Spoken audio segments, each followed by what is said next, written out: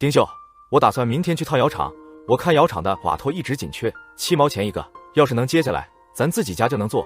我算过了，一个瓦托成本在4毛左右，咱们做一个能赚3毛。做瓦托的木材不讲究，就是过程辛苦，锤子钉子一个不小心就砸着手了。只要你能接下来，我来做。我也帮忙。3天后，年文景拖回一堆废木料，手把手教丁秀做瓦托。这时候，丁秀好强不服输的性格终于用上了用场。他以极快的速度学会了制作瓦托的步骤，虽然手指被木刺扎得伤痕累累，但速度和质量却能得到保障。开始白天黑夜的做瓦托，甚至摸索出没有灯光也能凭感觉钉钉子的绝活。为了节省成本，哪怕是断掉的木头，丁秀都会想办法拼凑加固，充分利用起来。只花了4天时间就做了70个瓦托，去掉成本，足足赚了20块钱。丁秀算完账，眼泪都出来了。他终于知道自己是为了什么辛苦的了，终于知道自己辛苦是有回报的了，也终于知道一心一意维护家是值得的。这天，年糕家里破天荒地吃了韭菜肉馅的饺子。爹，有人来了，好像是妖爹。还真是妖爹啊！妖爹，吃饭没啊？我闻这饺子味来的。老人的眼睛盯着桌板上的饺子，动了动嘴。丁秀赶紧给他盛了一碗。快坐下来吃吧，那是妖爹有口福，快吃吧。年糕偷偷看老人，他知道这老头是妖爹，不过他有点怕他，因为他听孙耀林说了，老头曾经戴过高帽，被洪小兵批斗过，他每次看到都躲得远远的。年老爹是年文景的亲小叔，年轻时读过书，留过洋，后来回国教书，原本是报效祖国，没想到后来被打成了臭老九，住过牛棚，挨过批斗，不过才50多岁的年纪，却被蹉跎得像是60多岁，走路都得拄拐。年老爹一生未婚，后来收养了个儿子，就一直跟这个儿子过，但儿媳妇是个厉害人，经常不给他吃，嫌他不能干活还吃饭，巴不得他早死。年老爹每次饿极了，就会自己出来找吃的，还得偷偷摸摸，要不然小儿媳妇看到了就会破口大骂，觉得年老爹是故意败坏他的名声，故意告诉人家家里不给他吃的。年糕抱着碗，见年妖爹吃得又快又急，一下就吃完了。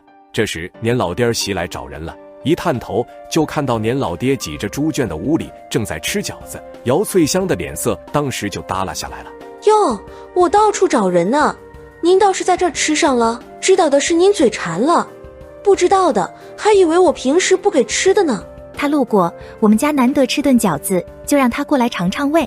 对，就尝尝味，主要做的不多，要不然还能让姚翠香你带一碗回去的。爹，不是我说你，就没见过当老人的比你还嘴馋，绝户饭也能吃，赶紧跟我回去。村里嘴毒的人会故意骂没儿子的人家是绝户，姚翠香这么说出来也不怕得罪人，就年文景一家住猪窝这德行，得罪了又能怎么样？丁秀被气到了，在原地半天没动，年文景脸色也很难看。这个姚翠香就是没素质，没素质。哼，我吃饱了，我要去骂人了。你骂谁去？你一个小屁孩，你想干啥？他骂人还不让我骂回来呀？你去骂他，回头他在家里不给你妖爹吃，受苦的是谁？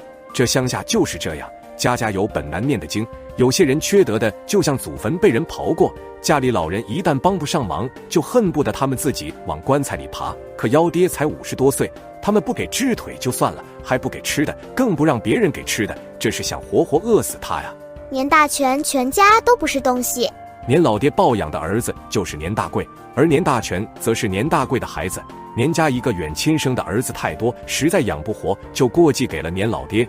年大贵在村里属于脑子灵光的那种人，别人不敢做的事他敢做。现在跑销售，虽然经常外出，但家里条件很不错，所以姚翠香有瞧不起人的资本，更瞧不上年文景一家。年高儿气了一晚上，第二天去了学校后，一直盯着年大全看。年大全被他看得全身发毛。年高儿，我没得罪你吧？你咋一直这样看？是觉得我长得好看吗？我在看你未来50年以后的样子。啥样？就妖爹那样的，走路拄拐，骨瘦如柴，你儿子儿媳不给你吃饭，把你活活饿死。我咋就跟我爷爷一样了？我的腿是好的。我爹说妖爹的腿开始也是好，后来觉得收音机里听过你家里爷爷奶奶什么样，家里的子孙后代变成老头老太太的时候就是什么样的。这叫有样学样。你爹你娘不给妖爹吃的，就是想饿死他。以后你不给你爹你娘吃，你儿子以后也不给你和你媳妇吃，你们祖祖辈辈都会被饿死。年大全傻在原地。我娘说你们家这样就是丧良心，以后是要下18层地狱拔舌头。年大全拽着衣服角，被几人围攻，眼泪都包在眼上了。放学回家，年大全一边吃饭一边四周看了看。娘，爷爷怎么天天不出来吃饭？你爷爷身上都臭了，出来吃饭是要熏死谁啊？那你咋不给他洗洗了？吃你的饭，管那么多干什么？娘，爷爷是不是没饭吃？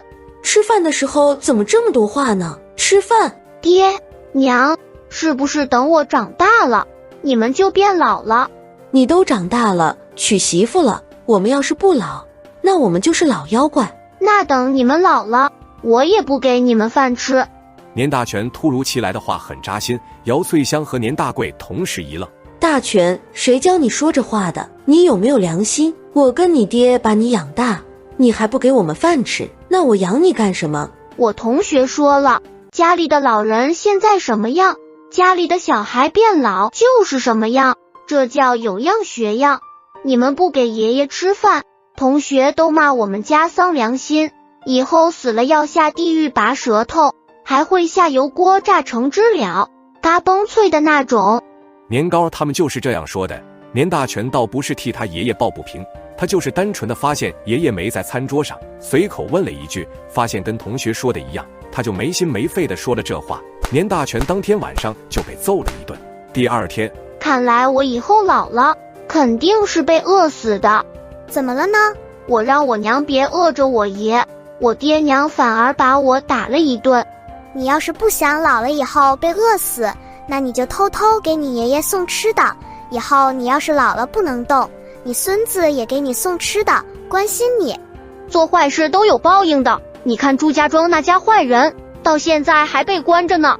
我听我爹说他们家出不来了，过2天要公审，8成全家都得坐牢。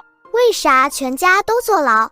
前婶子拐卖小孩，其他5个人是组团坏人，很多被欺负过的人都趁此机会举报，罗列了老多的证据，肯定跑不了了。年糕儿有点高兴，看来他那天晚上的苦没白吃，虽然挨打很疼，但是以后没人去他们家砸锅砸盆，也不担心有人去家里捣乱，他们家以后可以安心过好日子了。